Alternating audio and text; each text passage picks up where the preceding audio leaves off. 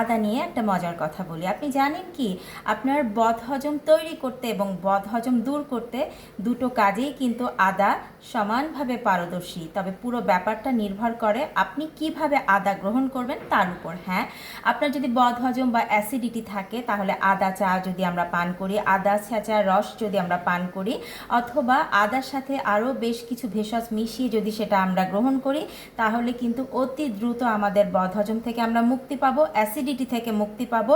এছাড়া নানান রকম ঠান্ডাজনিত অসুখকেও কিন্তু নিরাময় করতে আদা রয়েছে অনেক গুরুত্বপূর্ণ ভূমিকা। তবে এই আদাটাকে যদি আমরা বেটে রসিয়ে কষিয়ে তেলের মধ্যে ছেড়ে দিয়ে সেটা যদি অনেক গুরুপাক খাদ্য হিসেবে গ্রহণ করি, সে আদাই কিন্তু আমাদের জন্য একরকম বিষ, অর্থাৎ আমাদের বদহজমটাকে উস্কিয়ে দেওয়ার জন্য তখন কিন্তু আদার একটা মাহাত্ম্য থাকবে। সো আমরা কিভাবে আদাটা গ্রহণ করব তার উপরই কিন্তু নির্ভর করে আদার গুণাগুণ।